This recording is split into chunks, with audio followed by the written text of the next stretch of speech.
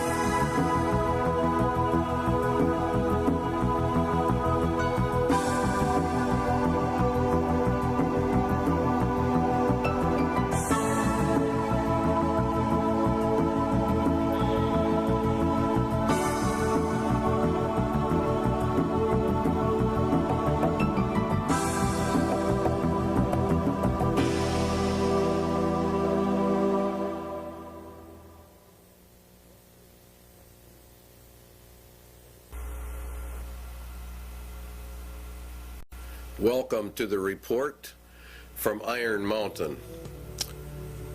This report is something you would never believe unless you read it. But you also have to understand the mindset of the government that requested it.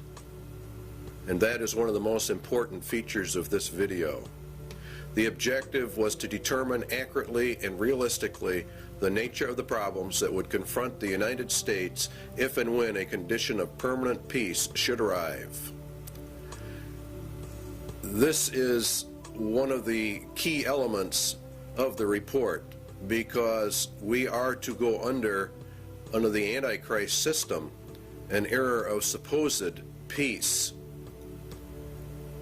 And this is what this whole program was about. If and when a condition of permanent peace should arise, that means that peace in reality equals world socialism, as we will find out as we journey through this report. And they were to draft a program for dealing with this contingency. In other words, this is a planned situation.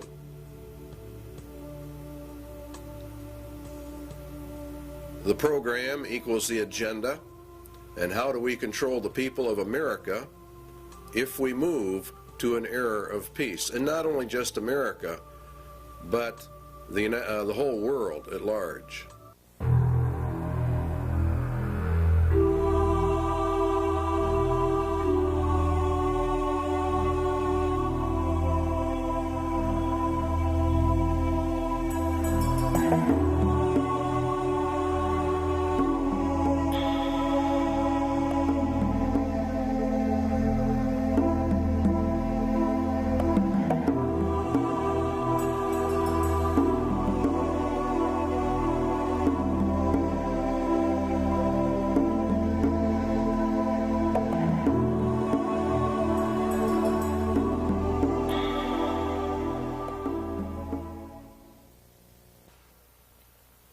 In 1961, Public Law 87-297 was passed, paving the way for the United States to be merged with the United Nations.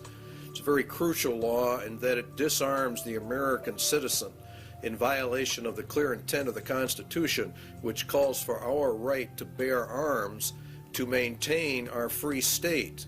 And by the calling for the disarming of all Americans, of course, we lose our free state and we are submerged actually into a slave state. The disarming was to be done by a period of gradual disarmament, and as they were disarming, the United Nations would be built up with a powerful standing army. The evidence suggests a CFR-TC Bilderberg connection, the rich men of the earth, the merchants of Babylon, the killers of the just, according to the Holy Scriptures. The report concerns itself with a globalist agenda, and the conclusions reached have been advanced by these groups.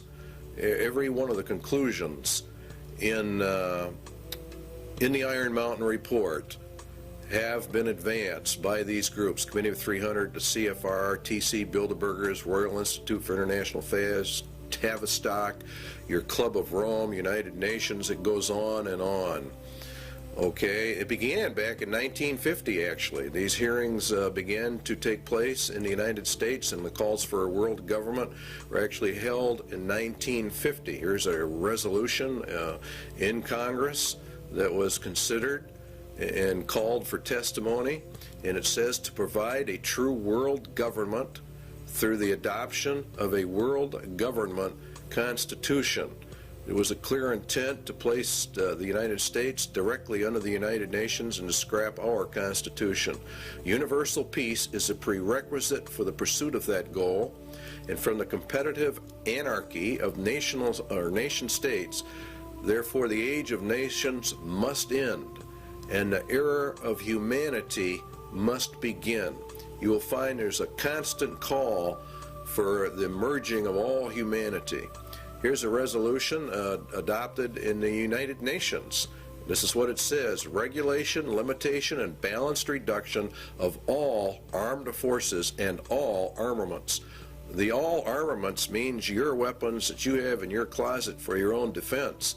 It includes handguns and rifles and all kinds of things. Here's your blueprint for world peace, which was issued also in 1961, concurrently as this move towards putting us under the United Nations. You'll find that as the United States and the Russian military are to be reduced, the UN is consistently brought up to a higher and higher position.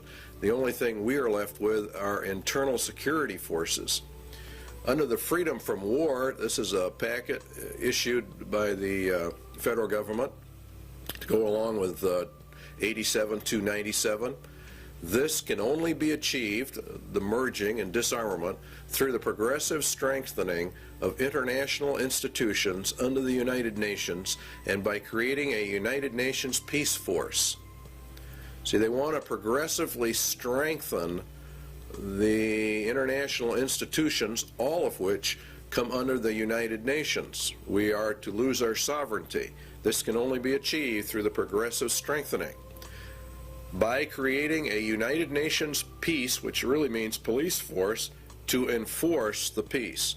This is what Daniel said, and by peace the Antichrist shall destroy many. He shall also stand up against the prince of princes, but he shall be broken without hand. And it was given unto him to make war with the saints, and to overcome them, and power was given him over all kindreds, and tongues, and nations.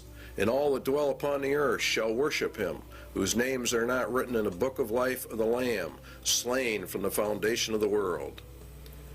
All right, back to the government report. The disbanding of all national armed forces and a prohibition of their reestablishment in any form whatsoever other than those required to preserve internal order and for contributions to a United Nations peace force. They are to bring the UN up to a point where no state would have the military power to challenge the progressively strengthened U.S. peace force, and all international disputes would be settled according to the agreed principles of international conduct. That's exactly what the Bible says. It was given unto him to make war with the saints and to overcome them, and power was given him over all kindreds, tongues, and nations. No one can make war with this final world entity. If you will study your scriptures out, you will find that the United Nations fulfills every parameter listed for the Antichrist system. And Public Law 87-297 has been updated. There are numerous updates. You will, if you go search them out, Public Law 101-216, for example, has been updated. Here's another one. I have today signed H.R. 1495, the Arms Control and Disarmament Amendment Acts of 1989. It authorizes the fiscal appropriations to get this thing underway. Now, the problem with it is the Bill of Rights in Amendment 2, the right to bear arms, a well-regulated militia being necessary for the security of a free state, the right of the people to keep and bear arms shall not be infringed. In other words, in reality, you cannot infringe that right in any way, method, or manner. The only way a people can remain free is to hold in their power the weapons necessary to secure their free state. This amendment deals with the international security of the United States from its own government. In other words, this amendment was to secure the people's freedom from their own government, from an internal government takeover. This right is not there so that you can go hunting or for the other excuses made. It is there to prevent the government of the United States from becoming a dictatorship by treason. In other words, by betrayal of the Constitution of the United States. Now, in order to merge the United States into the United Nations requires a total betrayal of the Constitution, which guarantees you a free state through the right to bear arms. You see the connection? The United Nations is a communist, illuminist, Masonic world dictatorship, and there are no freedoms, hence they have to get the guns to eliminate the free state nation guarantee in our Constitution.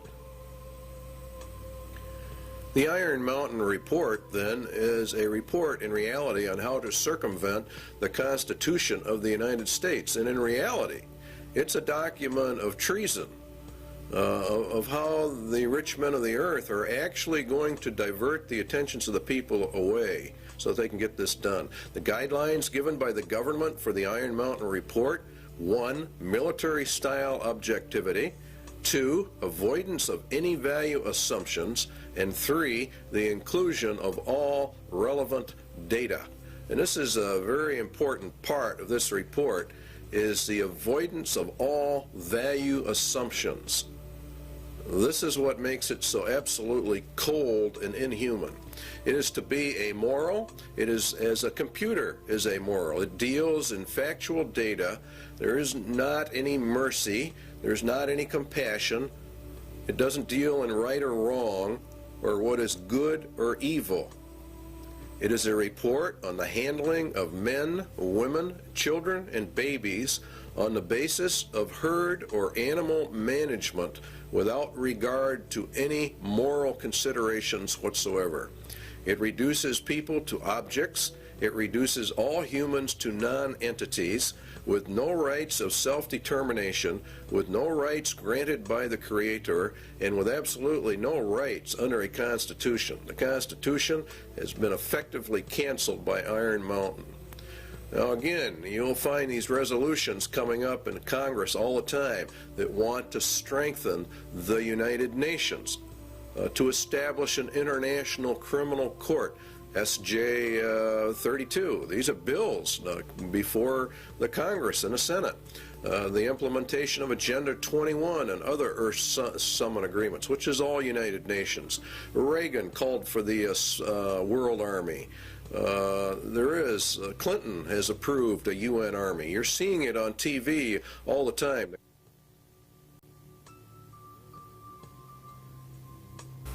War is required, the glue of the nations, according to the Iron Mountain Report. Is war the scourge of the nations?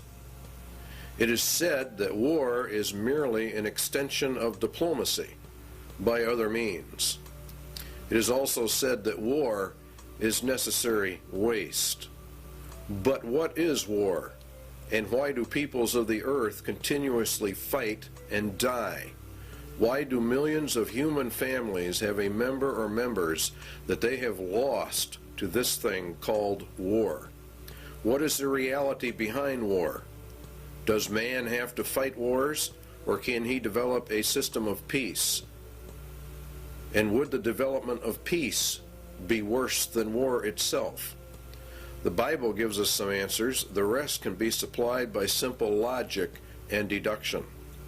James tells us that from whence come wars and fightings among you? Come they not hence, even of your lusts, that war in your members? Ye lust and have not, ye kill and desire to have, and ye cannot obtain. Ye fight and war, yet ye have not, because you ask not. Ye ask and receive not, because ye ask amiss, that ye may consume it upon your lusts. The root of war, then, is lust, and lust is want, and want is greed, and the root of greed is a self-centered heart, an unregenerated human heart. This is the key we need to explain war, and the Bible gives us many clues to why warfare is, and that in reality it can never be stopped. The root of the problem lies with the human heart, and the Bible says that the human heart is so desperately wicked that none can know it. Jeremiah says, the heart is deceitful above all things, who can know it? Paul says in Romans, the carnal mind is enmity against God, for it is not subject to the laws of God, neither indeed can be. Jesus was very emphatic that out of the heart of man poured forth all kinds of evil. The problem with mankind is then his evil heart. Evil because it is self-centered, and evil because it does not contain true love. The love within that it does have is hurtful or harmful, manipulative, self-centered, and filled with its own desires, according to the Lord. But we obtain other clues as well from the Scriptures as to the true reasons for war, and particularly in our day and age. James says, "Go to now, ye rich men, weep and howl for the miseries that shall come upon you. Your riches are corrupted, and your garments are moth-eaten. Your gold and your silver is cankered. The rust of them shall be a witness against you, and shall eat your flesh as it were fire. Ye have heaped together treasure for the last days. Ye have killed and condemned the just." Now let's run a little logic. Lust is the center of war, lust is greed, and greed is from evil, self-centered hearts. The Bible also says that the love of money is the root of all evil, or the height of all greeds. Lust then is greed, and the ultimate greed is an insane love of money, which brings with it power, which brings with it control over mankind. Thus the rich men of the earth are indeed in total control over money, and they have developed a system of economic controls well laid out in the Scriptures. If the rich men of the earth gain control over the planet via their Babylonian economic system, then they are the ones who are only powerful enough and rich enough to wage war, and they are the only ones who can develop the war machines that you are looking at on your television screen. They are the ones who can develop the weapons necessary for modern warfare. Iron Mountain agrees. The very title confirms the Bible. The title says that it is a report on the desirability and feasibility for peace. It was ordered by the rich men of the earth. Therefore, they themselves must be the ones waging the wars, and now they have elected not to wage wars, but have elected to do something else, because warfare is drawing to a close. It will have soon served its purpose.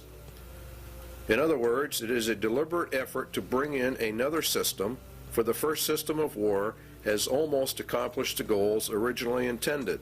Albert Pike was purported to have written a letter in which he outlines 3 world wars. Each had a specific purpose, and each had a goal. The last war, World War III, was to be fought to bring in an era of peace under Lucifer. It was to be fought predominantly between the United States and the Soviet Union, and it would come in an era of seeming peace when it seemed like everything was fine, everything was great. The Bible says that the Antichrist is a man of peace.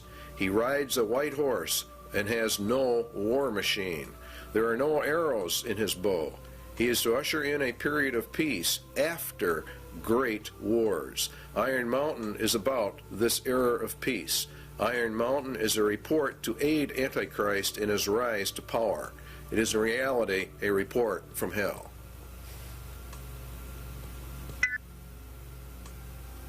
Iron Mountain asks, what can be expected if peace comes? What should we be prepared to do about it?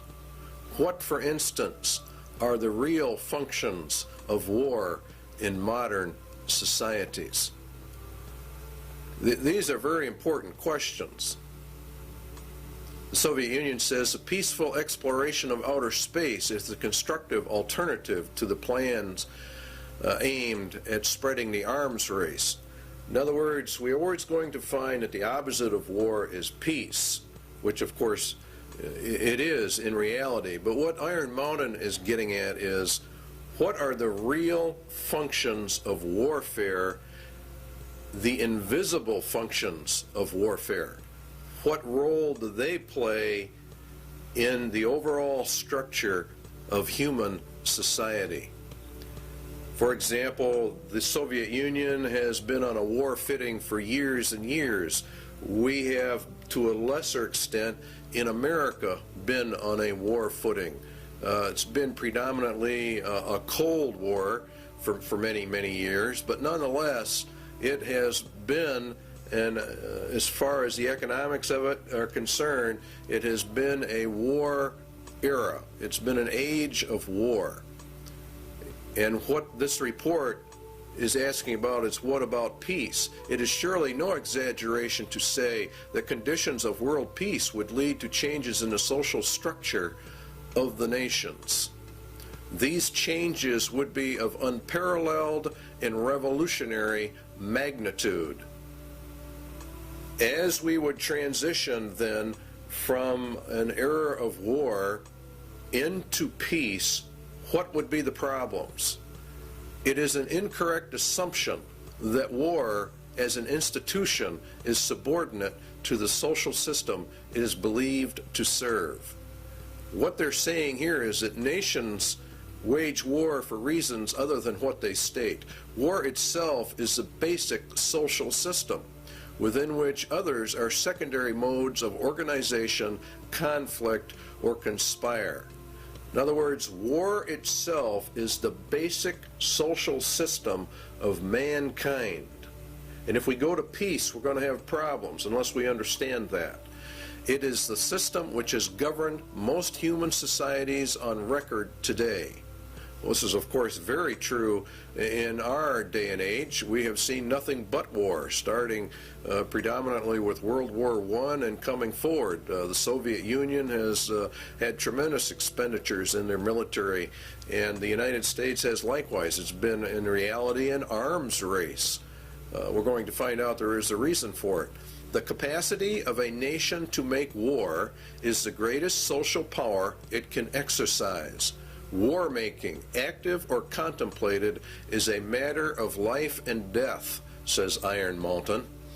The misconceptions of war: 1, to defend a military, or defend a nation rather, from military attack by another, or to deter such attack. To defend the national interest, economic, political, or ideological. To maintain or increase a nation's military power for its own sake. Now you see, these are the visible or more obvious reasons why a person would say, well, that's why we have war. But what they're saying is there are more, less obvious, very invisible reasons for why nations have war. And this is the heart of the entire Iron Mountain report. Its conclusion was that war is absolutely necessary. It's an absolute requirement for human societies and nations to come together. It is in reality, they claim, the glue of the nations. The Soviet military machine, or its war-making capacity, is the actual glue that has held the Soviet Union and the Communist Empire together. If they were to move into an era of peace, what would happen? All right, Iron Mountain says it is these invisible or implied functions that are the dominant forces in our society. So what we have to find out then is what are the true functions of war in a society. Why, for example, has the Soviet Union and the United States, both of which are controlled by the rich men of the earth, been on a constant war footing, constantly escalating this conflict? Why are they doing it, and what are the reasons behind it? Economic reasons are: it is a necessary waste that operates outside the normal economic supply and demand system. Warfare creates an artificial demand. In other words, the war system itself, having huge militaries with all of their armaments, with all of the research and developments, creates a demand. This waste of money outside the system, according to Iron Mountain, acts as a counterbalance to the economic growth of the nation. It is progressive for research and development of weapon systems, and it spurs technological advances which spin off and help society at large. Defense spending per se might be countenanced on economic grounds alone as a stimulator of the national metabolism. In other words, war itself, for economic purposes, is a tremendous growth factor. For the political reasons, it's different. A nation is a group of people organized together with a common goal and a national identity. The nation has an outlook or an attitude of how it will deal with other nations, and that's what we call foreign policy. A nation's foreign policy, says Iron Mountain, can have no substitute if it lacks, or no substance rather, if it lacks the means of enforcing its attitude. In other words, if the nation is not strong enough, it doesn't matter what their attitude towards somebody else is. War is itself the defining element of any nation's existence vis-a-vis any other nation. War, then, equals nations because it is the glue of nations and what causes them to come together, and peace would mean the dissolving of the nations. The elimination of war implies the elimination of national sovereignty and the traditional nation state. Please understand the importance of that remark in Iron Mountain. It is the elimination of war that brings us to world government. The war system not only has been essential to the existence of nations as independent political entities, but has been equally indispensable to their stable internal development. Without it, the war system, no government has ever been able to obtain its legitimacy, or in other words, we could say its right to rule its society. War is the basis of that claim to rule, and it is therefore the glue that holds a nation together, according to Iron Mountain. The possibility of war provides a sense of external necessity without which no government can remain in power. The organization of a society for the possibility of war is its principal political stabilizer. All right, in other words, for the Soviet Union, they said that the American people were the enemy, and that gave them the glue which held the Soviet Empire together, which rallied the people to make such sacrifices so that we could build up this huge war machine. The basic authority of the modern state over its people resides in its war powers. Now that's another very important statement. Therefore, a substitute for the war system must be found in order to control the people and provide stability and legitimacy of government if we go into an era of peace. Now we know that the United Nations is to be that era of peace. So therefore, what they are saying is we have to find substitutes for what war does, the invisible functions of war. We have to find a substitute for that if we are going to go to peace. Obviously, if the war machine is discarded, new political machinery would be needed at once. In other words, as they phase war out, they have to phase whatever they're going to put in its place in to control the people, to control the nation. This is an essential part of Iron Mountain. Until the substitute for war, is developed, the continuance of the war system must be assured to maintain the stability of its internal organization of power. In other words, we have to keep the war system going in order to remain in control. Keep war until all substitutes are in place and running so we don't lose our rulership.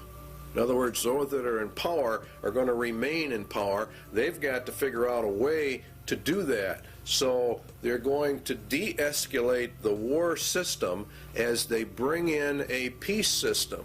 And the peace system is going to radically alter our societies. What substitutes for war are there? Well, it has to be a universal threat of equal magnitude as that of World War. The immediate loss of life and the immediate thought that blood is going to be shed. It has to be credible, and it must be accepted by the vast majority of the population of any given nation, or in reality, the whole world, if they're going to bring in global peace. Credibility, in fact, says Iron Mountain, lies at the heart of the problem of developing a political substitute for war. we must emphasize that one must be found of credible quality and magnitude if a transition to peace is to ever come about without social disintegration. In other words, really what they're saying is a nation would self-destruct without an external threat of some type. It is more probable in our judgment that such a threat will have to be invented rather than developed from some unknown conditions. That means exactly what it says. They're going to invent a system to accomplish this.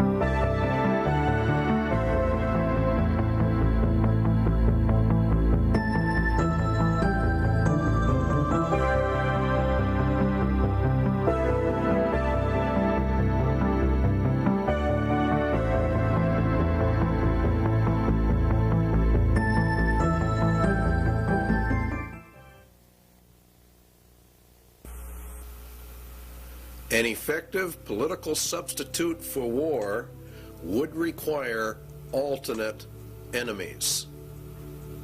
In other words, we have to find an external threat that's essentially very large. It may be, for instance, that gross pollution of the environment can eventually replace the possibility of mass destruction by nuclear weapons as the principal threat to the survival of the species. In other words, they're going to bring the environment up to a point of global threat. Poisoning of the air and of the principal sources of food and water supply is already well advanced, and at first glance would seem promising in this respect. It constitutes a threat that can be dealt with only through social organization and political power. But from present indications, it will be a generation to a generation and a half before environmental pollution will be sufficiently menacing on a global scale to offer a solution as a substitute for war. In other words, we replace the war threat with an environmental threat. Now you know why the environment is on the TVs and the media constantly. A generation is about 30 years, so it'd be about 1991 that this would be brought up to a global scale. It is true that the rate of pollution could be increased selectively for this purpose. In other words, what they're going, you could selectively find areas where you could deliberately increase the pollution to get this threat in motion a little quicker. It is true that the rate of pollution could be increased selectively. In fact, the mere modification of existing programs for the deterrence of pollution could speed up the process enough to make the threat credible much sooner. In other words, let's have the governments drag their feet on pollution controls or the enforcement of pollution controls. And around the world, that's exactly what we have seen, a matter of foot dragging on the areas. One would then perhaps get the concept that this was all deliberate. Allow pollution to deliberately get worse until it can be manipulated by the controlled media into a world crisis. A global crisis has to be developed. Al Gore, Vice President, a very timely book. Perhaps coincidentally, he wrote the book called Earth in the Balance, Ecology and the Human Spirit. It's a modern version of Iron Mountain in the ecological field. And in reality, it's quite an interesting book. You should go out and buy a copy of it. The world government organizations are pushing this. Climate crisis, Emergency Earth Rescue Administration. The people of the earth have a new common enemy, which requires an emergency worldwide campaign. You see, and we have to abandon our armaments to join in a common cause for survival. What did Iron Mountain say? It had to be a threat to the survival of the species.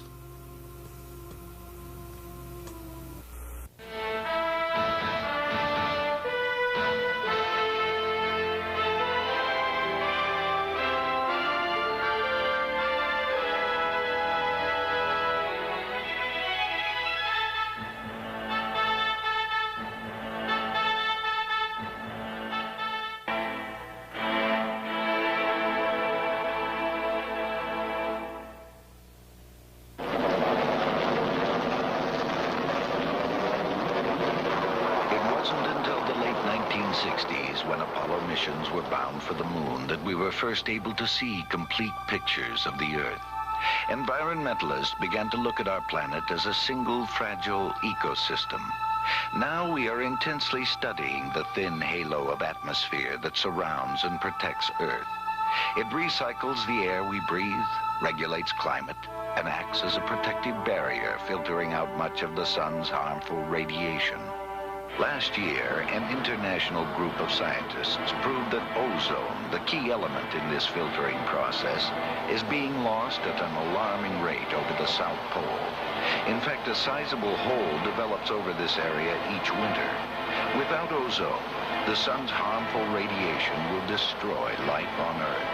A group of man-made compounds called chlorofluorocarbons, or CFCs, used as refrigerants, cleaning solvents, and in some plastic foams, are to blame for this environmental problem. They eventually make their way into the atmosphere and destroy ozone. According to Dr. Brian Toon of NASA's Ames Research Center, it is a global-scale environmental problem. This really marks the first time in the history of environmental science where human beings on one side of the planet have done something to the planet that has significantly affected it globally and on the far side of the planet from where the original pollution took place. Using the beautiful seaport town of Stavanger, Norway as a base of operations, an international team of scientists assembled this year in an emergency effort to make a detailed study of the North Pole. Most of the work was performed aboard 2 NASA aircraft. This is the ER-2. For the mission, special wing pods are attached containing atmospheric chemistry analysis equipment and a host of other instruments. Typically, flights are made about 12 miles up, along the fringes of space, right into the layers of atmosphere directly affected by ozone loss.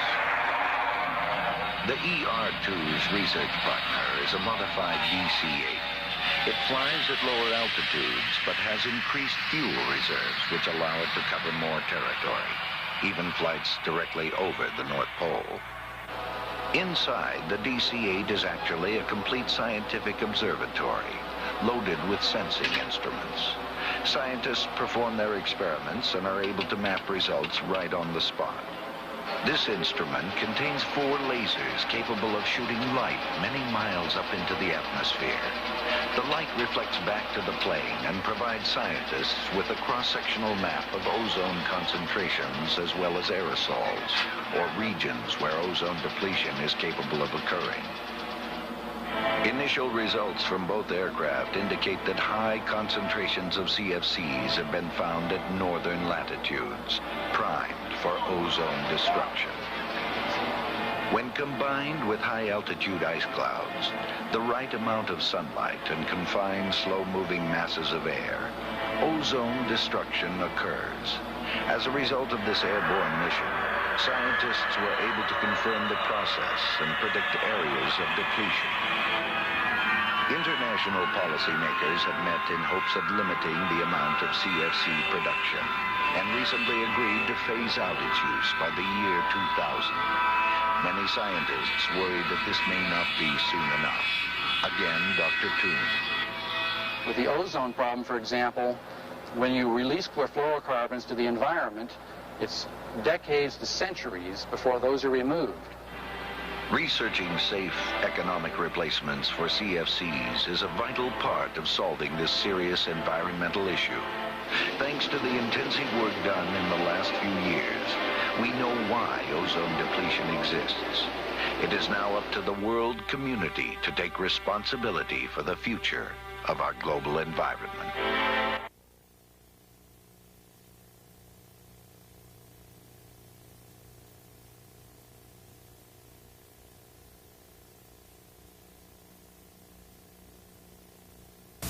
Two Landsat satellites continue to orbit the Earth 14 times a day. From their 570-mile-high vantage point, they return images like these taken over rich California farmlands. Telltale red images indicate vigorous vegetation growth. The state of California is using Landsat imagery to inventory and map its irrigated cropland. Ecology, the balance of nature, is important to all life. One of the tools we can use to monitor this balance of nature on Earth is the satellite. Satellites can be used to observe our planet from a high vantage point. A NASA film called Remote Possibilities tells the story. From far out in space, the Earth appears serene and beautiful, displaying no hint of our crowded planet's many problems.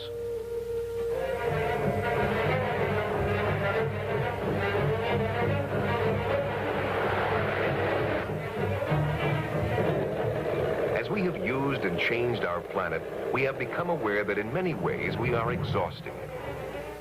Exhausting our food supplies, our sources of energy, our natural lands, exhausting the potential of even the once seemingly limitless oceans. Management of Earth resources is at a critical stage. It has never been more important that we understand the environmental relationships of our planet. Scientists are striving to apply the technology of the space age, the quest for more and better information about these complex relationships. In 1972, a new kind of satellite left the launch pad and rose to an altitude of 910 kilometers from Earth. There it settled in a circular orbit around the planet. This satellite, called Landsat, opened a new era of Earth resource management.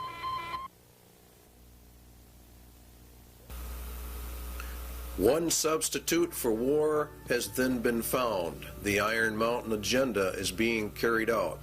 The objectives of the EcoScan? Well, the UN will end up with control over all the land, and ownership of the land will be held by the rich men. There is arising a crisis of worldwide proportions involving developed and developing countries alike, the crisis of the human environment. The process of compromise of national interests will, of course, have to take place. International economic security is inconceivable unless related not only to the world's environment, but also to the elimination of the threat to the world's environment. Well, the only major threat is private property ownership and private property rights, where people can do as they want. Let us also think about setting up within the framework of the United Nations a Center for Emergency Environmental Assistance. You can see how they're raising this thing up to an emergency status, an emergency level. And that's what Mikhail Gorbachev said in December 8th, 1989, in a speech to the United Nations. The United Nations will be the controller of all the lands in the world through their various ecological, environmental organizations that they are in the process of setting up. In fact, the Rio Earth Summit was for that specific reason. Now, it's owned by the rich men. That's who owns the United Nations. That's who actually runs it. Eco foundations of the World Wildlife Fund, Heritage Trust, Nature Conservancy, etc. There's a lot of them, and you have many UN organizations. And the rich men of the earth sit on the boards of directors on all of these groups. These groups are buying up huge chunks of private land for conservation, they say, and to preserve the earth. And of course, all of it is to be owned by the rich men. And what they cannot purchase by normal means will be taken under zoning controls, DNR regulations, or other land grab means via governmental authority and regulation. All land will be under strict eco-controls because, after all, we are now involved in the middle of an eco-emergency, and it's nothing but a scam. It's really a debt for land swamp is another part of it. The international bankers loan and control the monies to all the countries, and through interest have driven them into huge debt status. The debt of the United States is in the trillions. The bankers then come forward with a new plan. They will take the nation's land, and then they will cancel the debt of that nation. It is called a debt for land swap. This land will be held by a World Conservation Bank, owned, of course, by the rich men of the earth. They will then own all the land, all the resources, all the food. They become the absolute masters, and all the people become the slaves. It's a perfect scam. It's a perfect system. Because the eco threat is now global, then obviously it can only be controlled by a global authority. And guess who that is? Why, of course, it's the United Nations. Now, the eco scam is being pushed by every organization that's involved in the environment. Even Time magazine ran an article on the endangered earth. It's being put in all your children's school books, all of their study books, about the crowding of human life, about how we have such an ecological crisis, an environmental crisis, and unless we all do our share, why, the whole world is just going to disintegrate and the entire population of man will be eliminated. That's according to them. It's very interesting that Daniel said of the Antichrist that he shall divide the land for gain. In other words, he takes over all the land and divides it up amongst these various foundation groups. And that's exactly what's happening.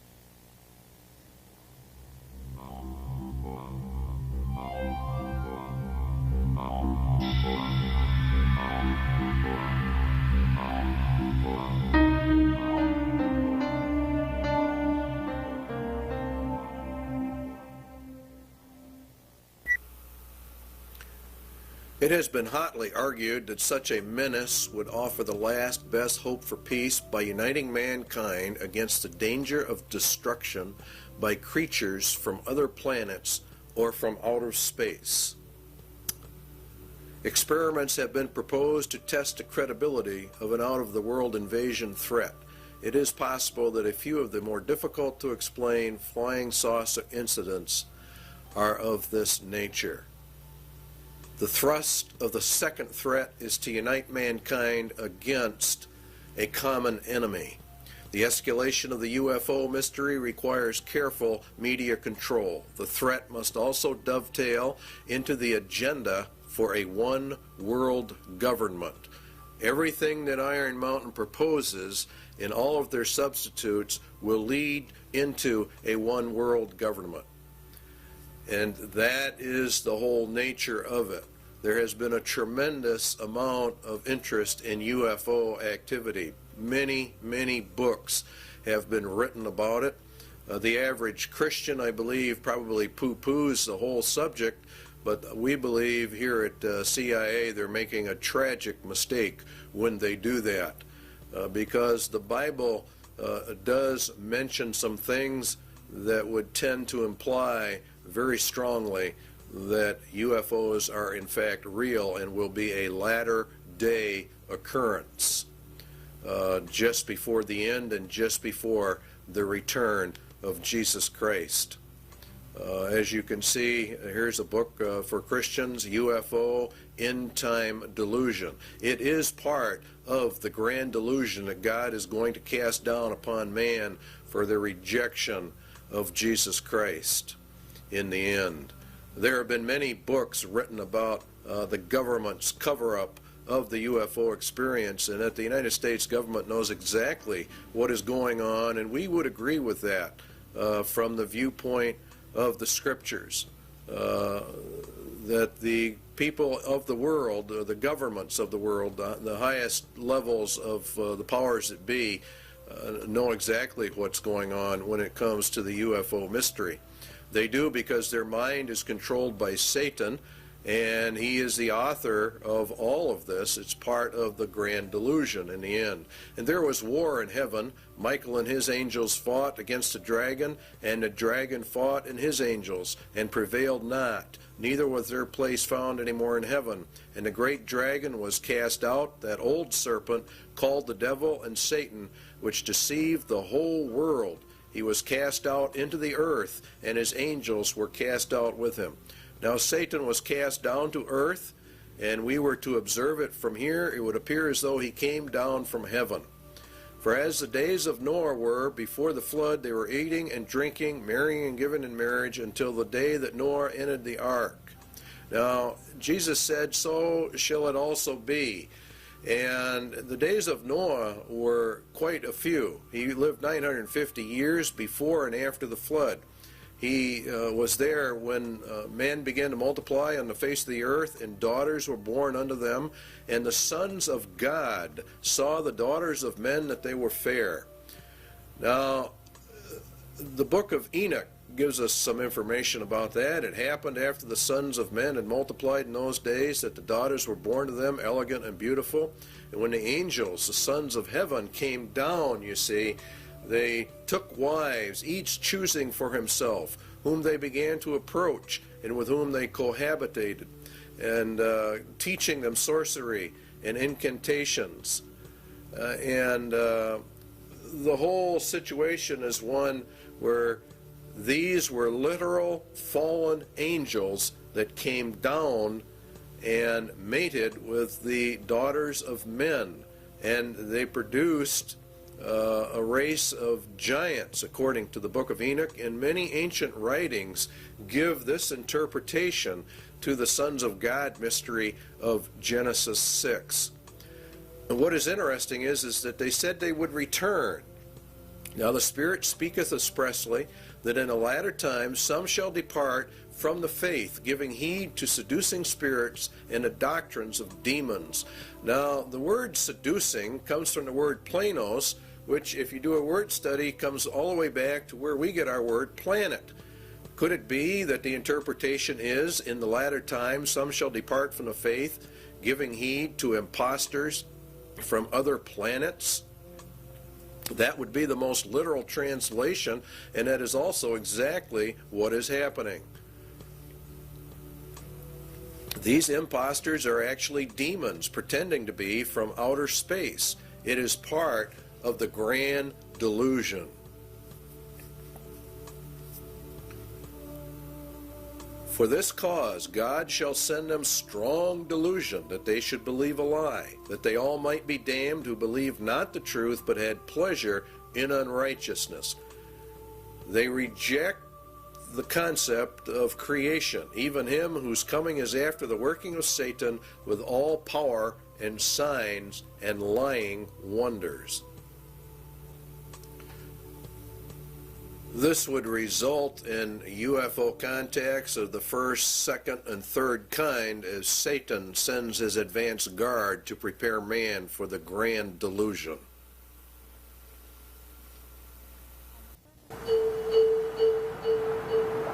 On the surface of an average planet, circling an ordinary yellow star, an advanced intelligence searches the skies for evidence of life.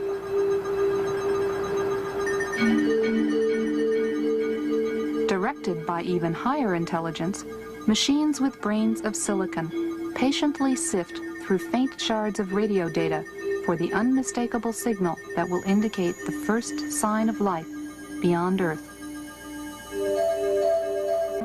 Now plans for the most sophisticated SETI search ever focus on the Goldstone Deep Space Communication Complex in California's Mojave Desert. It is the site of tests for a possible future NASA project, one not yet funded. The full-scale NASA system, when operational in the next decade, would be billions of times more powerful than the sum of all previous searches. For Carl Sagan, a proponent of SETI for many years, this technical progress has made the present unique. For the first time, we're mustering substantial, sophisticated, serious scientific searches for extraterrestrial intelligence. There's never been a time like that before. So there is some chance that in the next few decades we will get a signal from some spectacularly distant, spectacularly exotic civilization, and everything on Earth will, as a consequence, change. That is possible.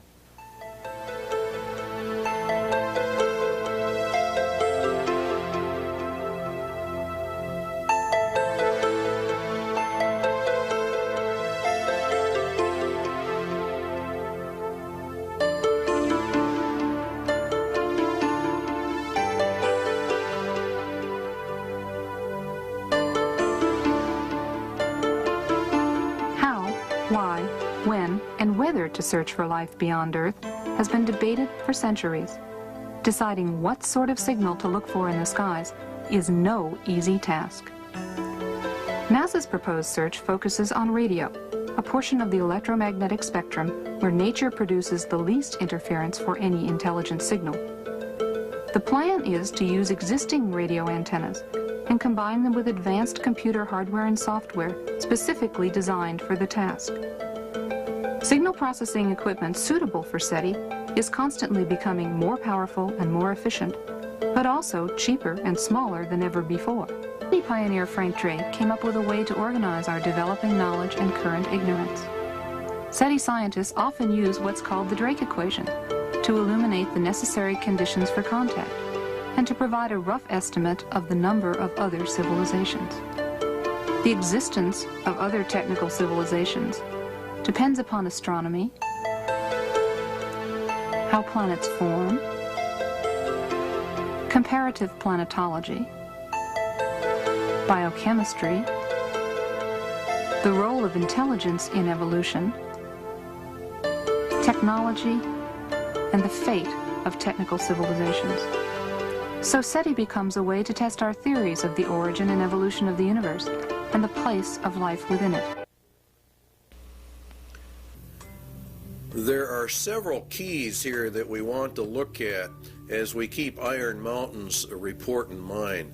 The two primary keys are that evolution is an accepted fact and ETs are now accepted at the highest levels of government.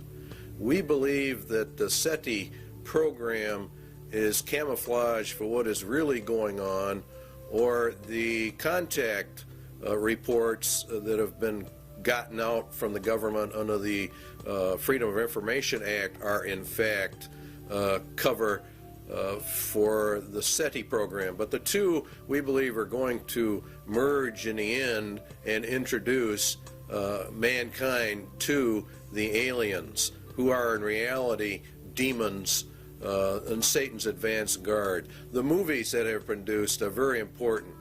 Satan plants a seed, he waters it, then he sits back and watches it grow, and then he reaps the harvest. And the harvest, of course, is the loss of millions upon millions of men. The Day the Earth Stood Still was produced many years ago, but it's a very, very important film in that it planted the seed. The Day the Earth Stood Still said that war must stop, peace must be enforced, and world government is a requirement to get all of this to happen. The message was very important. E.T., a very, very popular movie, taught us some things as well. It said that reptiles are very cute, that love is the answer, that love heals, but more importantly, that we all evolve in a different manner. You're going to find evolution at the bottom of all of these movies. And Star Wars is another one. How famous they were. Well, they're programming the human mind for certain things. One, evolution of the races, good and evil forces, a universal, eternal fight between the forces of good and evil, and more importantly, a federation of planets. A uniting of the nations, a uniting of all the planets. Mankind will evolve upwards and eventually will join in intergalactic civilization. And this is the important keynotes in every one of these movies. Close Encounters of the Third Kind was a very, very important film. It bases itself on evolution. Two, that the United Nations is a central player in that movie. The U.S. military is connected to the United Nations in that movie, and that mankind will join interplanetary civilization.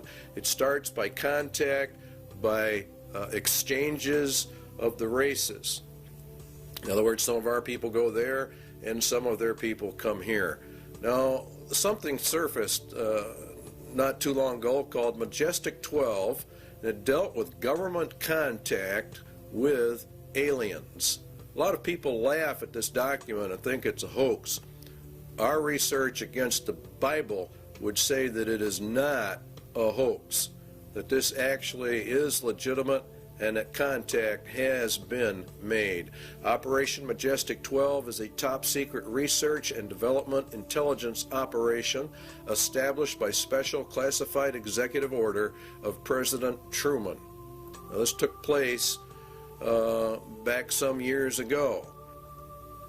Very interesting, however, what Majestic 12 sets up.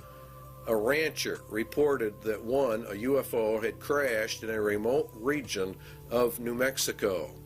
Now, you might have even seen this replayed on Unsolved Mysteries. They ran a series on this. A secret operation was begun to assure recovery of the wreckage of this object. Aerial reconnaissance discovered that 4 small human-like beings had ejected from the craft. All 4 were dead. News reporters were given the effective story that the object had been a weather balloon. They are discounting the UFOs to the public while they gather the evidence secretly. The biological and evolutionary, there's your key, processes responsible for their development has apparently been quite different from those in Homo sapiens. Evolution is then a proven fact insofar as the government is concerned. They have accepted evolution as an established fact. The aliens then did not evolve as we did. This is the very basis of the grand delusion. It's creation versus evolution. Evolution is essential for the grand delusion because men reject the creation of the world and people by Jesus Christ. So it's very important you understand that evolution is the keynote. The ultimate intentions of these visitors is completely unknown, the report said. But if you read the Bible, you will know they are demons, and you will know they are the advanced guard of Satan, and that they are setting up the world for its final ruin and taking of people into eternal hell. UFOs are real. There's no question about that they are real. The only question is what are they? And if you take the evidence of the scriptures, definitely we believe here at least that they are the sons of God returning just exactly as they said they would. All the occultic literature talks about this. Now there is an area out west called Area 51, Groom Lake. There's also Tonopah. There are several areas from which Project Red Light was developed. It's a top secret testing program for alien technology for defense purposes. This is very interesting that a lot of this stuff is being leaked right at this moment as we get into this. A congressman said, I have no comment as to what is going on in Area 51. That was Congressman Harry Reid, and he went out there to visit the area because the Air Force had made a land grab, and he went out there on behalf of his constituents to find out why. It is said that President Eisenhower signed a treaty with actual aliens in 1957. The swap was they could take our people for experimentation and we would get technology in exchange.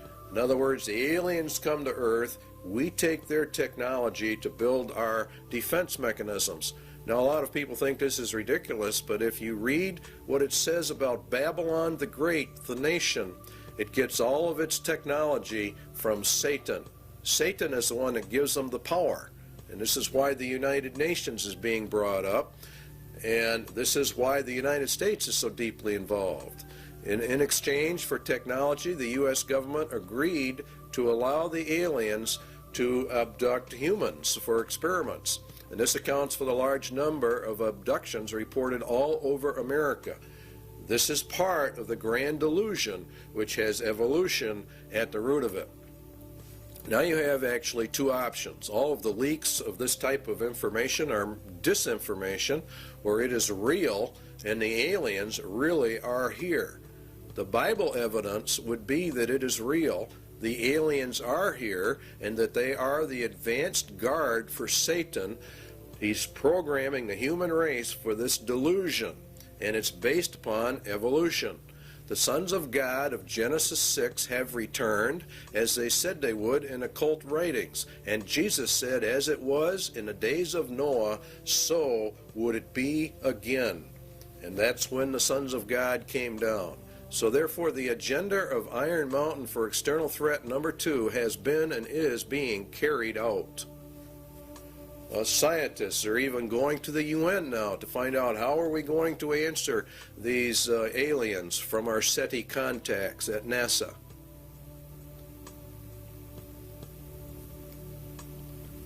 They believe the UN should do all of this. And so you see it elevates the United Nations to power. And this is very important because part of the Iron Mountain agenda.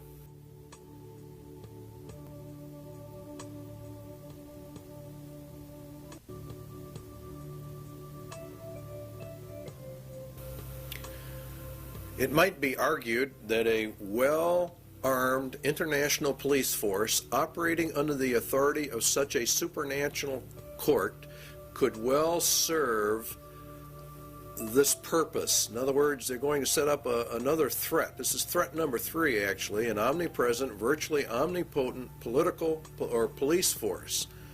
It's an international police force.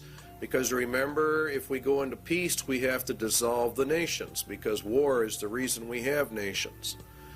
All right, so the report then that was issued by the State Department, Freedom from War, and the program was to establish a permanent international peace force within the United Nations. In other words, to deliberately bring it up. the peacekeeping capabilities of the United Nations would be sufficiently strong and the obligations of all states under such an arrangement sufficiently far-reaching as to assure peace and a just settlement of differences in a disarmed world. They're going to use the United Nations to keep the peace. In other words, a world government, which is exactly what Daniel talked about and Jesus talked about. And it is very deadly. During stage 2, states will develop further the peacekeeping processes of the United Nations to the end that the United Nations can effectively suppress any threat or use of force by anyone, and that would include the American people.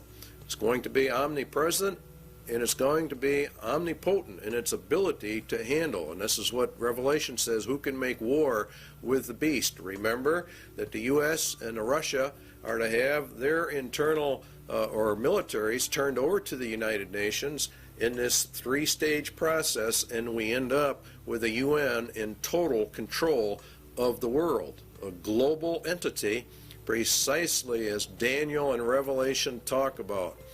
It's and Jeremiah and Isaiah refer to it as, of course, Babylon.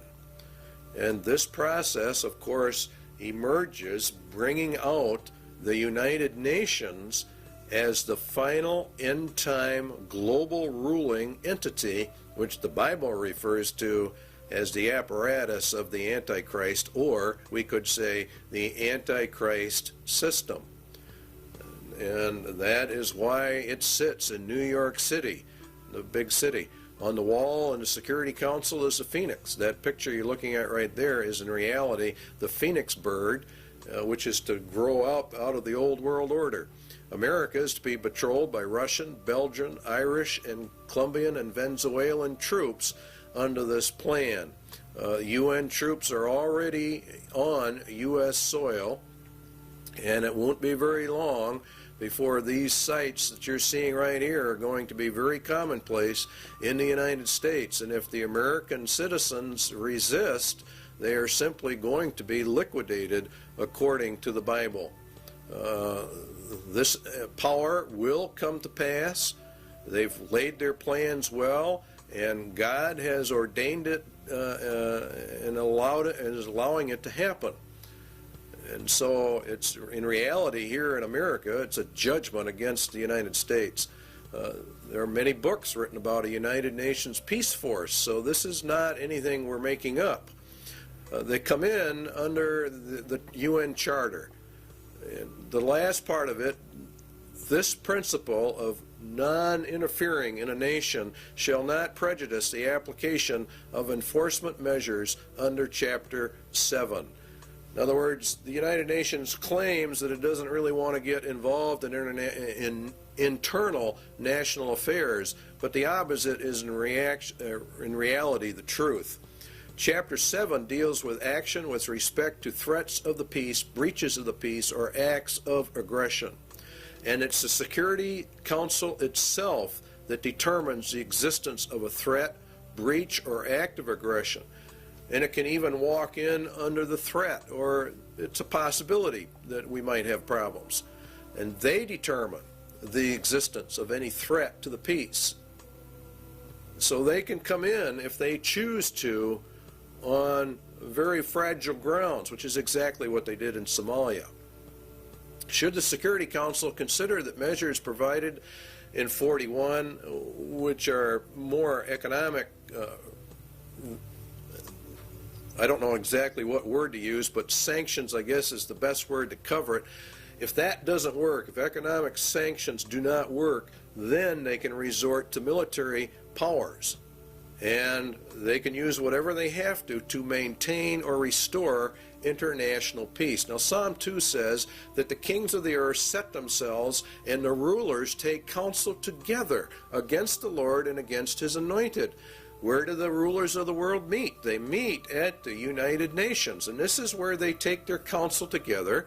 And the United Nations is, according to the Bible, anti-Christ, anti-God to its very core. It is, in fact, the substitute for God and Christ on planet Earth. They intend to take it for themselves. The fourth beast shall be the fourth kingdom upon earth, which shall be diverse from all kingdoms, and shall devour the whole earth, and shall tread it down, and shall break it in pieces. And the 10 horns out of this kingdom are 10 kings. Now, it's a diverse kingdom. The United Nations is not a kingdom, and it's not a nation. It exists solely by treaty power, by an arrangement of nations itself. Excuse me. The United Nations is to be brought up to full global power with an army so powerful that none can fight against it. That's the entire plan, and that is exactly what the Bible talks about for the end times. It will also break into pieces the entire world, and that's done under Article 52, which deals with regionalism, which is in fact breaking the world into pieces. And this is how they do it. They actually subdivide the world into 10 regions. That came out of the Club of Rome, and here are the regions on the TV screen. Region 1, of course, is North America, and it's Region 1 by virtue of the fact that North America, and particularly the United States, is the primary power behind the United Nations, enabling this to happen. The United States itself is broken down into 10 federal regions. We have global regions, and now we have national regions. And in our country, they are simply called federal regions.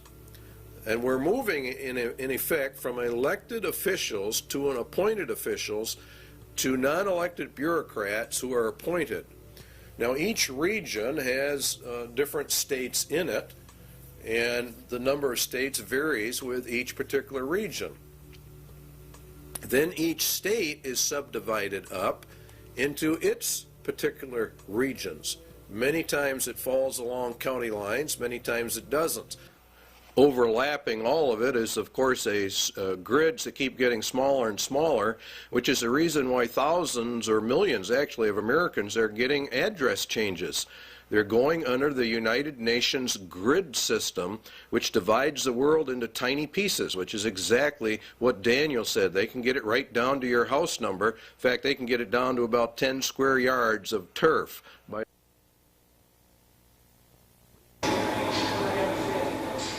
Recently, NASA's Landsat 4 satellite, shown here just before its trip into space, was launched from the Western Test Range by a Delta rocket.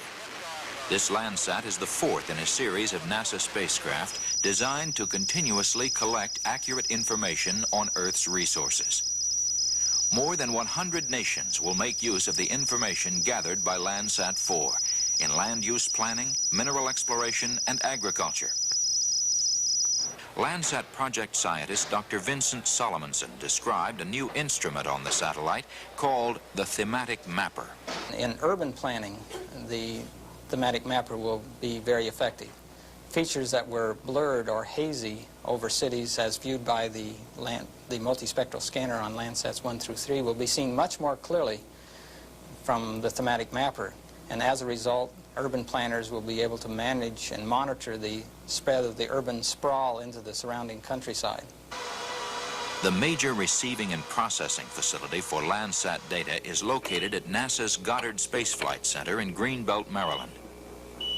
After completing its 3-year mission, Landsat 4 is designed to be retrieved by the space shuttle. Okay, standing by for up telemetry command reset. So what we have are 10 federal regions. We have 10 federal regional councils, which are miniature Washingtons, in each federal capital. We're being regionalized, and pretty soon there won't be any such thing as counties or states. So what we're doing is we're going from county and state control to total federal control, and then the federal government's losing its control to the United Nations. This is globalism. This leads to the federalization of our police or the security forces within the United States. And this is really in total violation of the constitutional implications, but they're not paying any attention to the Constitution. The internal security forces are not your peacekeeping, UN peacekeeping troops. Peacekeeping troops are there to put down actual revolutions and wars. The internal security forces are there more for crime control and the rounding up of people. Predominantly, the MJTF police will be the national police force. And this is George Bush and Clinton and the rest of them have continuously pushed this arms control treaty because they have to disarm us in order to make this thing work. If you will recall, we discussed that in the constitutional crisis. The MJTF police means multi-jurisdictional task force police, and it removes all citizens from local, county, and state protections that you had under the law. And they're just abolishing all of this. And the MJTF police mission, we believe, is the house-to-house search and seizure of people. It's made up of National Guard units, state and local police, converts street gangs as needed into deputized police. House-to-house search and seizure, separation and categorization of men, women, and children as prisoners in large areas. Now you have to understand that in order to liquidate the millions of people that Jesus Christ says are going to be liquidated, they have to plan this out long before it happens. 1965, they started the Office of Law Enforcement Assistance. Then came in 1968 the Omnibus Crime Control Act, which converted the OLEA to the Law Enforcement Assistance Administration. They called, in turn, in 1971 for a regionalized police force. In 1971, an advisory commission on intergovernmental relations issued a pamphlet called M67, which called for a special multi-county and interstate police force. In other words, the merging of all police forces into one federal group. The LEAA in 1973 made calls for the elimination by merger of small police forces. This is exactly what Germany did under Hitler. All dictatorships have two common characteristics: general confiscation of guns in order to prevent internal rebellion, and the establishment of a national police force to enforce the edicts of the dictator. We are following Nazi Germany almost to the exact letter. Carter issued an executive order 12-148, and he established the Federal Emergency Management Agency known as FEMA.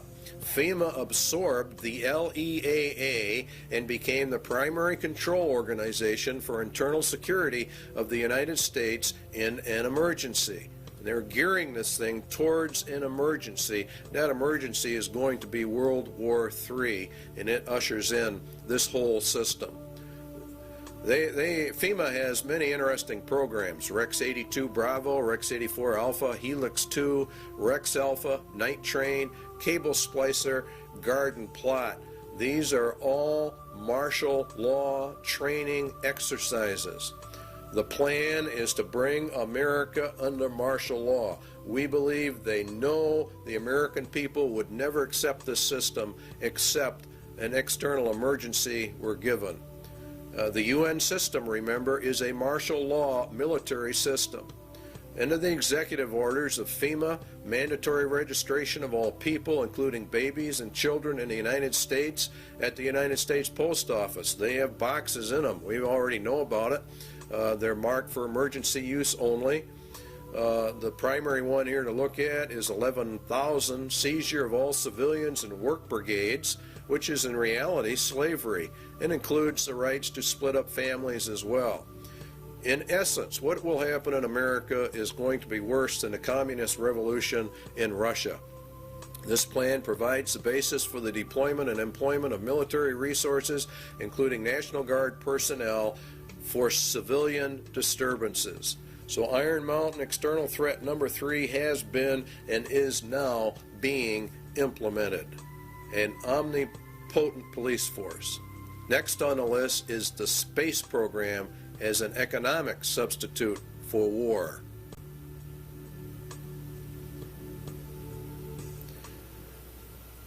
It is the development of a long-range sequence of space research projects with largely unattainable goals. It's a nearest modern equivalent yet devised to pyramid building and similar ritualistic enterprises of ancient societies. We choose to go to the moon in this decade and do the other things, not because they are easy, but because they are hard. Because that goal will serve to organize and measure the best of our energies and skills. Because that challenge is one that we're willing to accept, one we are unwilling to postpone, and one we intend to win, and the others too.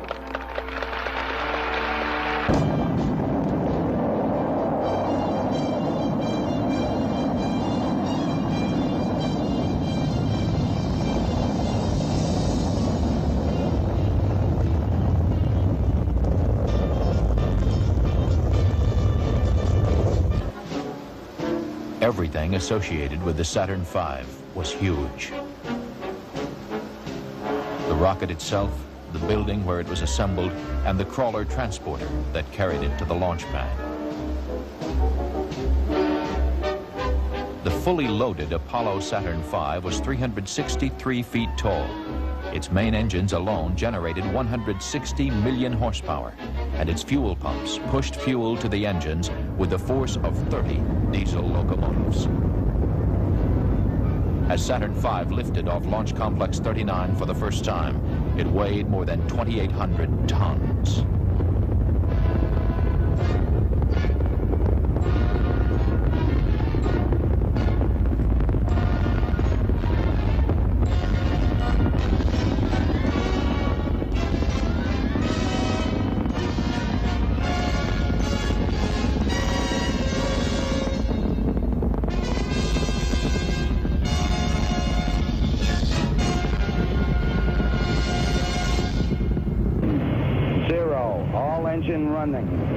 Liftoff. We have a liftoff. 32 minutes past the hour. Liftoff on Apollo 11. Tower cleared. We got a roll program. Neil Armstrong reporting the roll and pitch program, which puts Apollo 11 on a proper heading.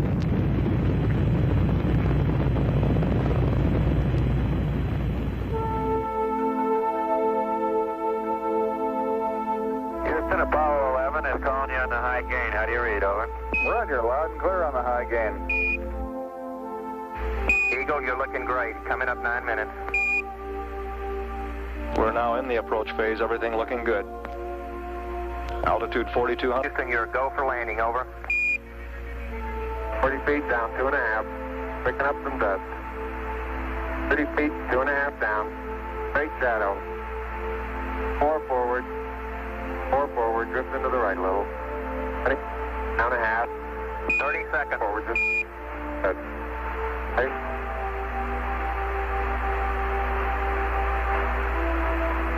Contact light. Tranquility Base here. The Eagle has landed. That's one small step for man, one giant leap for mankind. Across the country and around the world, the Apollo 11 crew were welcomed back as heroes.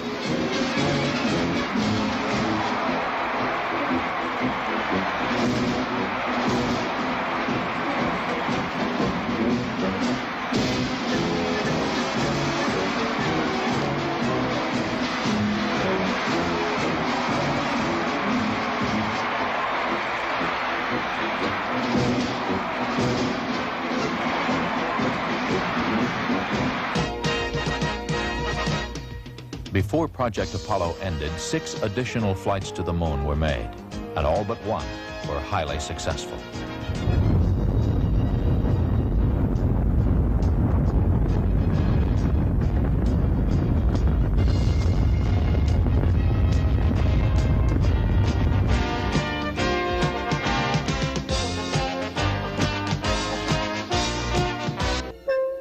Then ASTP, Apollo-Soyuz Test Project, a joint endeavor between the Soviet Union and the United States.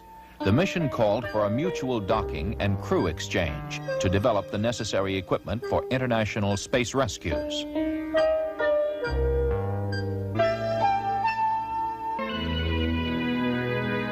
We looked back at planet Earth with Landsat remote sensing satellites. Crops, forests, pollution, all can be photographed in great detail to help us better manage our Earth's resources.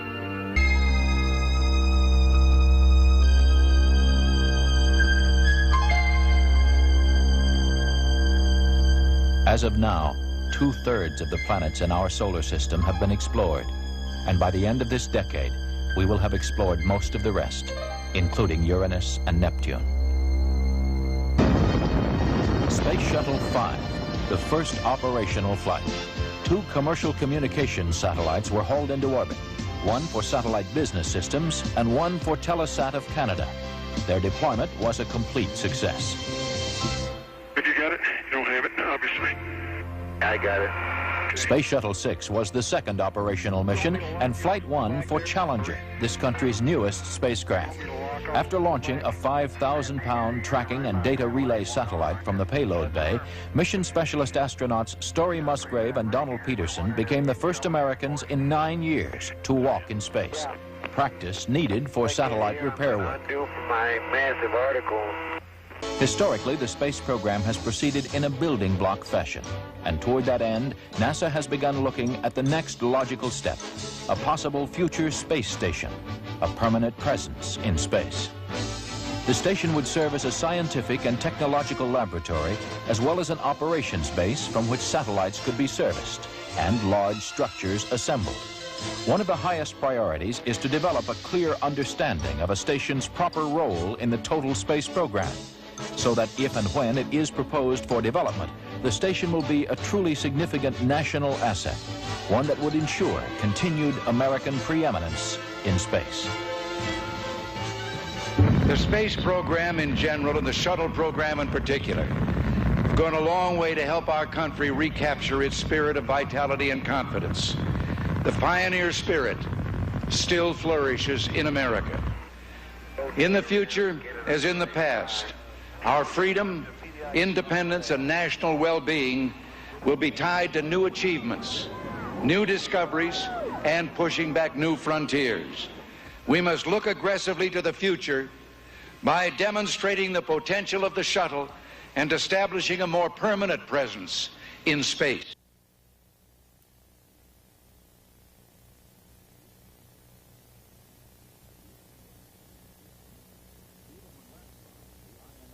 Even when ratified, the INF Treaty will not totally eliminate the nuclear threat to Eurasia.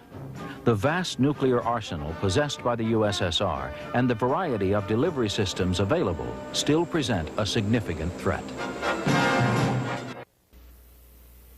The organization of fail-safe inspection machinery could well be ritualized in a manner similar to that of established military processes. Inspection teams might be very like armies, and their technical equipment might be very like weapons. Inflating the inspection budget. In other words, what they want to do is they want to expand this. So what do we have? The INF Treaty, where it says inspection machinery could well be ritualized according to Iron Mountain. Inspection teams might be very like very armies. And that's exactly what has happened. We have a great ritual of disarmament. It's very interesting what you find when you start digging into the INF treaty hearings. Limited test ban. Let's take a look at all the treaties. Limited test ban, 1963. Non-proliferation, 1968. The ABM Treaty, 1972. The SALT I, the SALT II, the IMF Treaty. Very long, drawn-out process.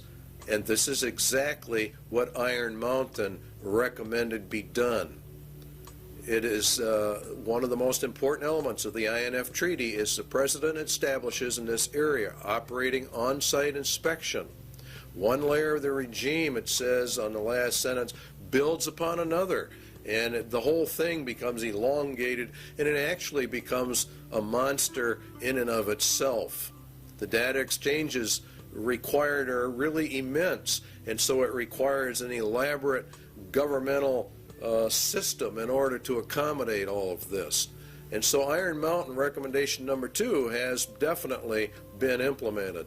The second one is the universal health care was a recommendation of Iron Mountain. Universal health care for all.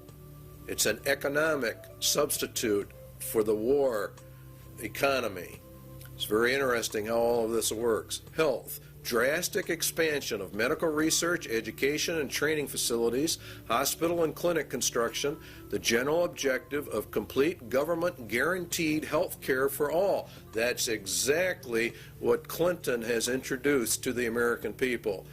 He announced a universal health care and mandatory insurance program.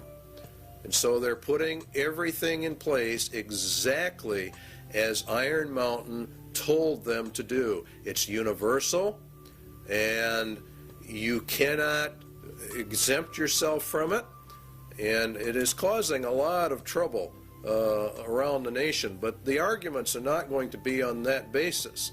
What is going to happen is we're going to be issued eventually a global identification card, and that is the purpose of this whole thing. The medical card has only one purpose, that's to get the foot in the door for the MARC system. Iron Mountain's third recommendation is being implemented.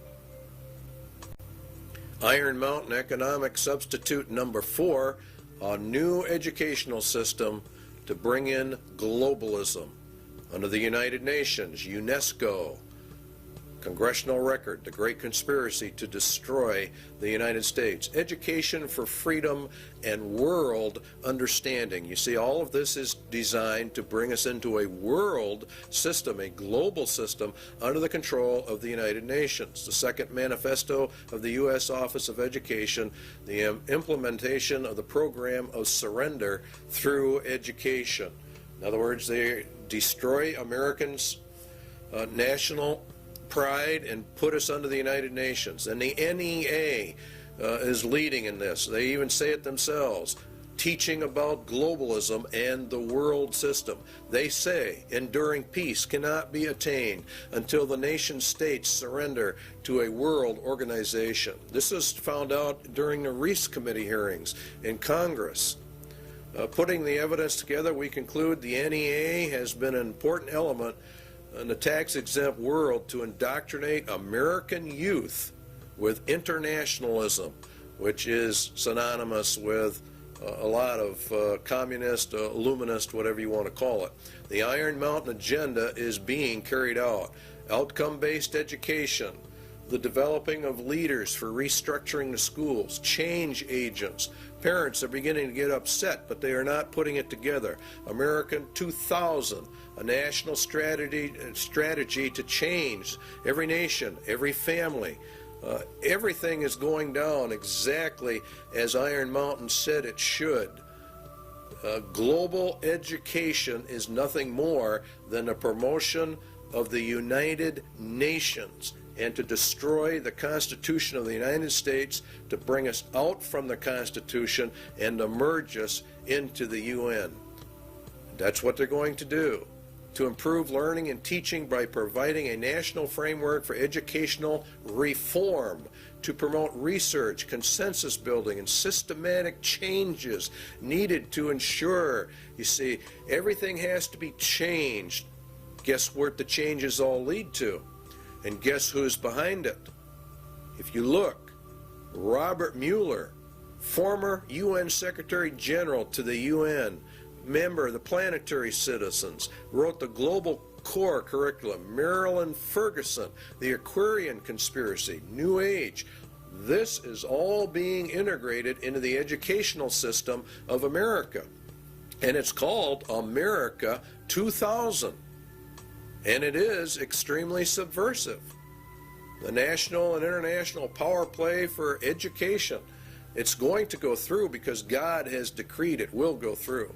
And UNESCO is behind it. Gorbachev, we parted with the old world, rejecting it once and for all. We are moving towards a new world, the world of communism. We shall never depart from it. Books are on the market explaining all of this, so we don't have time in this video to get into it.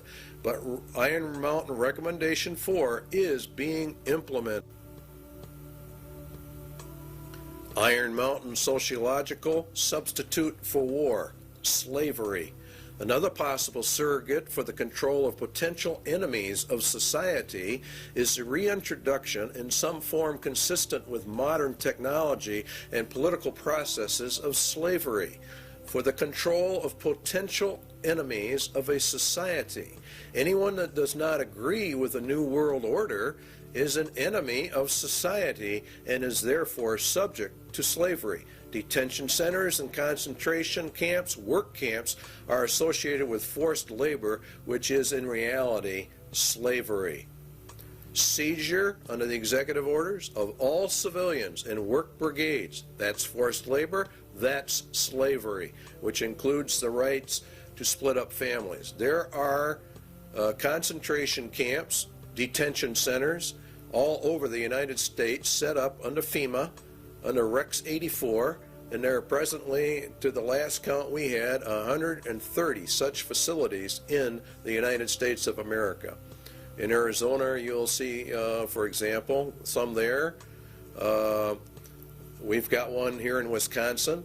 Concentration camps for U.S. citizens, the MJTF police, to conduct house and house search and seizure and separation and categorization of men, women, and children and babies, categorization and transfer to detention facilities and the running of detention facilities. Iron Mountain Slavery Recommendation number 2 is mandatory service, a form of universal service, turned to some variant form of the Peace Corps or the Job Corps.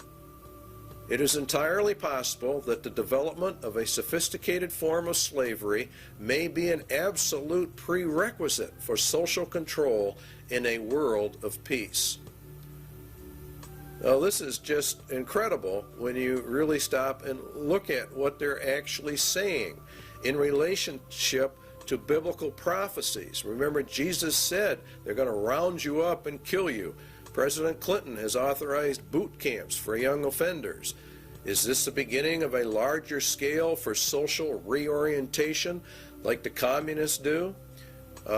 America 2000, the national plan that's going into our schools, requires mandatory community service. There are calls going out all the time. Bush and Clinton have called for mandatory community service for all youth, up to, say, 2 years, mandatory service. You can serve in the service or some other place, but you are going to serve.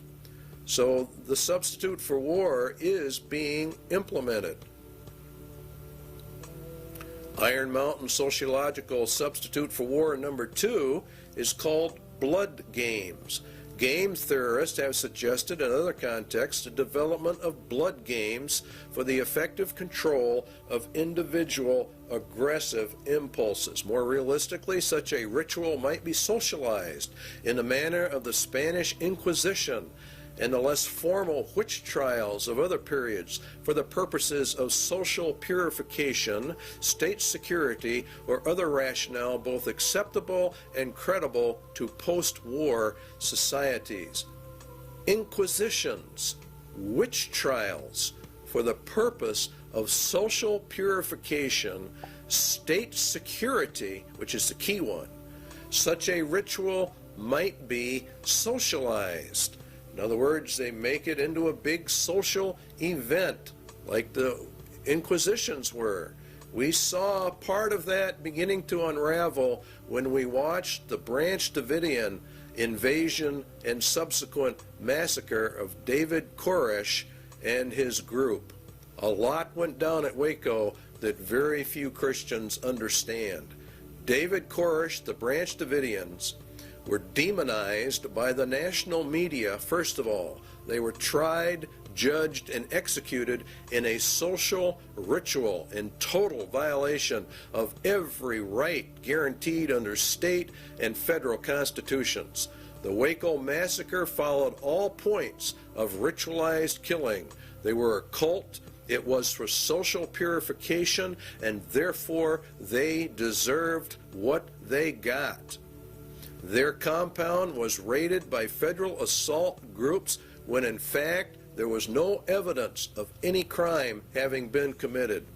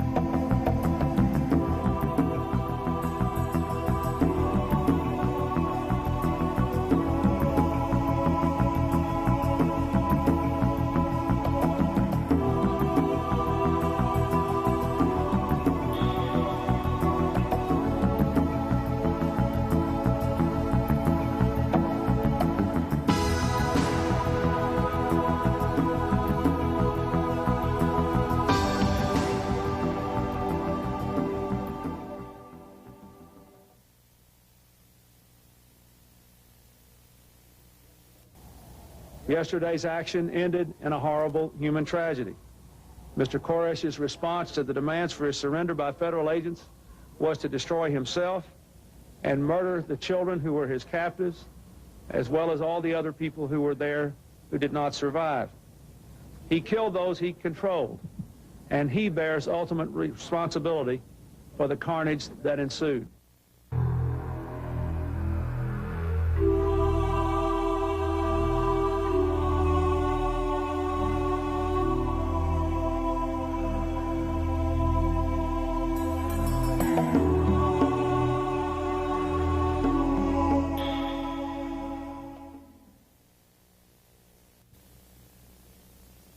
In the papers before I was going to go to court.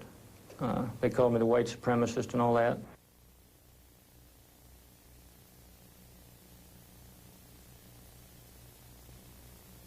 Victims of demonization that we all are victims of. When the federal government decides it is going to prosecute somebody, they sort of demonize them.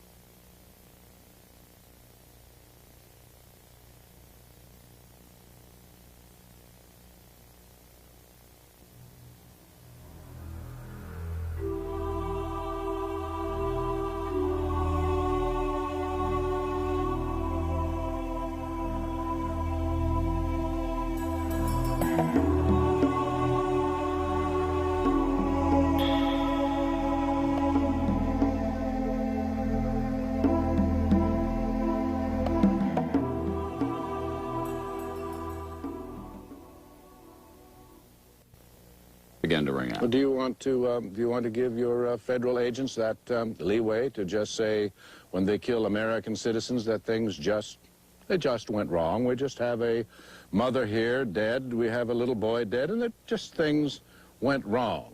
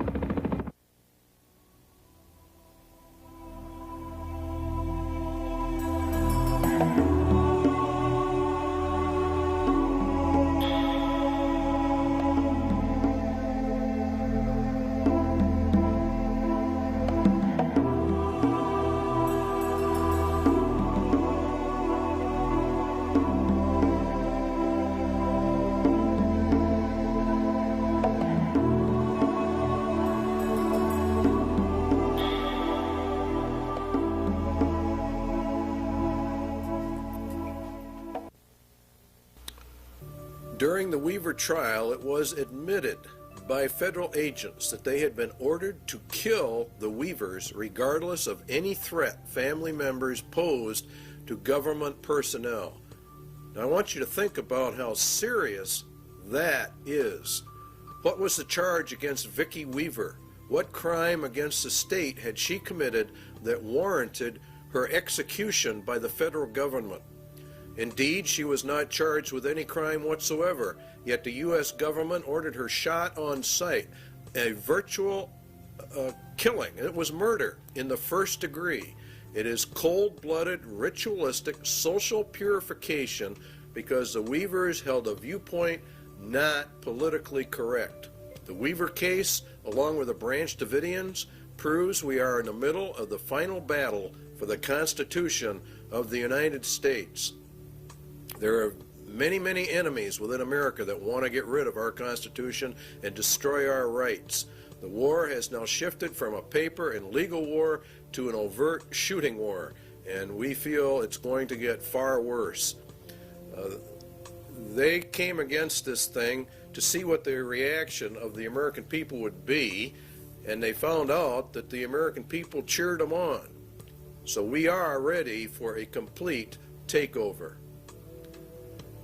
Spotlight put out a small publication on FEMA in case of emergency. An executive orders, Blueprint for Dictatorship, also is one of their publications. Now, an executive order is issued by the President of the United States. It does not go through the Senate or the Congress. He merely issues it. It's put in a federal register, and within 30 days it has full effect of law, and nobody passes upon it. Now, that's fine, and he has some rights to do that, but not contrary to the Constitution of the United States. FEMA developed national security emergency plans for the regulation of immigration, nationals of enemy countries, plans to implement laws for the control of persons entering or leaving the United States, develop intergovernmental and interagency law enforcement plans and counterterrorism programs to interdict and respond to terrorism incidents in the United States that may result in a national security emergency. To interdict and respond to terrorism incidents in the United States. Now, this is a key that they're beginning to use. Under the new Crime Control Acts, particularly under the Crime Control Bill number 8, which is now before the Congress, a protester can be charged with terrorism. And this paves the way for the government to declare all those who oppose the New World Order as terrorists and therefore imprison them because you will be a political dissenter. To develop law enforcement plans to respond to civil disturbances. These people know perfectly well there's going to be major disturbance when this thing finally comes in. So they want all bases covered by law. So that's their rationale. They will legally be able to do this. You don't think it's going to happen. This is exactly the executive order issued by George Bush to quell the Los Angeles riots. L.A. went under martial law. Very few people understand what that means, but it means, in essence, that the Constitution in Los Angeles was totally suspended. And it says in there that units and members of the armed forces of the United States and federal law enforcement officers will be used to suppress the violence. In other words, they're federalizing everything, and that's what happens under martial law, and to restore law and orders. They can also call up members of the National Guard. That's a key point. They're militarizing the nation. They're putting it under military law. If Americans do not want the New World Order and they resist, America will go under immediate martial law rather than through the staged program into a martial law system, which is what the UN is. Also included to coordinate all federal agencies assisting in the suppression of violence and the administration of justice. Martial law suspends the Constitution of the United States. The UN is to be brought up to full power, and it will rule through martial law via a three-tier military martial law system. The first one we're going to actually look at is called FinCEN, and FinCEN, from the data we can get, it's not only a financial controlling sector, but it has to do with other things. Their equipment is black, and there are reports of a multitude of black helicopters all over the United States. We get calls on it virtually every day from someone who's just had them flying over the house.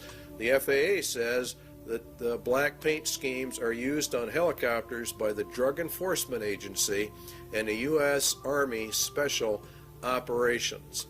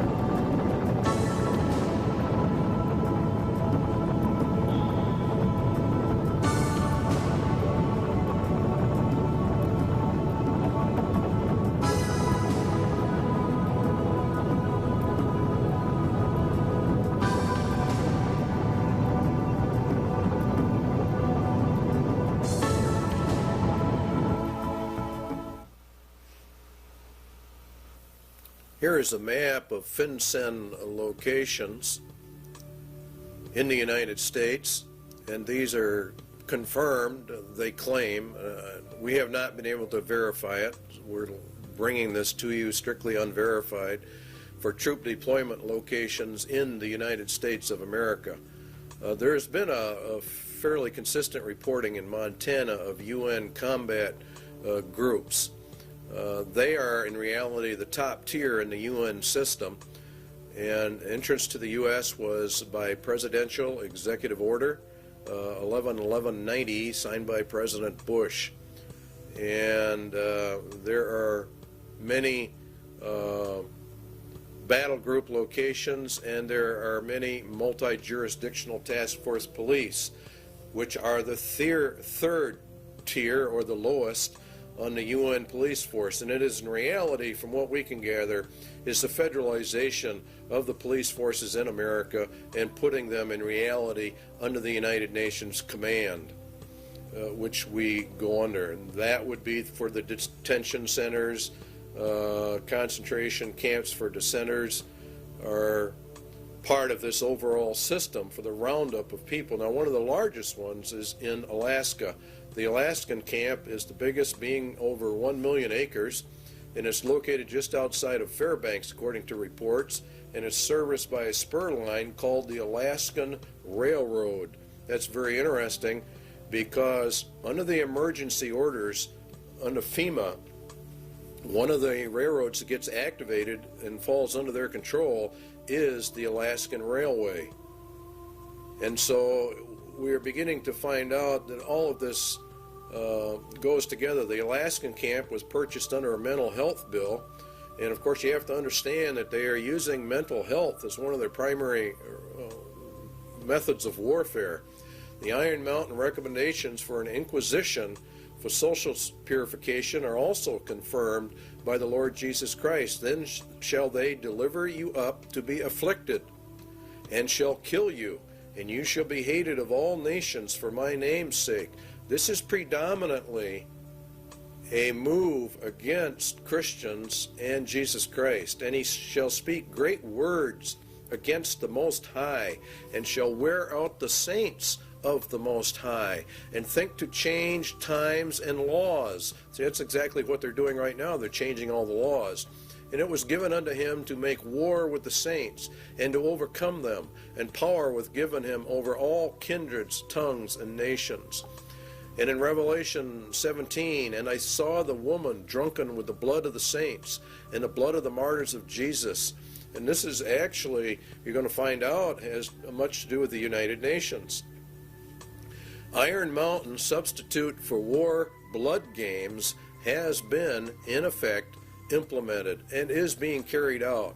Ecological, considering the shortcomings of war as a mechanism of selective population control, it might appear that a devising substitutes for this function should be comparatively simple. In other words, war kills off some people, and so now we have to have an ecological substitute for that function, and it really boils down to total population control. Current trends in warfare, the increased strategic bombing of civilians, and the greater military importance now attached to the destruction of sources of supply as opposed to purely military bases, strongly suggests that a truly qualitative improvement is in the making. In other words, as we phase down the war system, there's probably going to be one great last one in their plans to really reduce the world population. There is no question but that a universal requirement that procreation be limited to the products of artificial insemination would provide a fully adequate substitute control for the population. A universal requirement that procreation be limited to products. See how they treat people. Conception and embryonic growth taking place wholly under laboratory conditions would extend these controls to their logical conclusion. Now, total and complete control, this is what this means, of every human being born. They will be pre-selected genetically to be a slave to the rich men of the earth. This is the system they're setting up. They have an intermediate step, total control of conception with a variant of the pill via water supplies or certain essential foodstuffs. In other words, they intend to, when they bring in this new system, they will stop the growth of the population. They will put it into the food or the water supplies, and then they would offset it by a controlled substance so that it could be countermanded and the woman become pregnant. And they claim in Iron Mountain that it was already under investigation and under work back in 1961. So the interpretation is the mandatory mass sterilization of the human race, with them in total control of all the antidotes for it. Excess population, Iron Mountain says, is war material. As long as any society must contemplate even a remote possibility of war, it must maintain a maximum supportable population.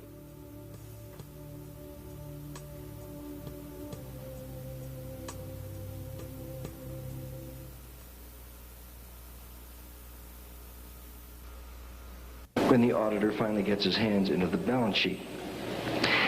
I suggest, therefore, that this be sold not through a democratic process. That would take too long and devour far too much of the funds to educate the cannon fodder, unfortunately, which populates the earth. We have to take almost an elitist program that we can see beyond our swollen bellies and look to the future in time frames and in results which are not easily understood or which can be, with intellectual honesty, be reduced down to some kind of simplistic definition.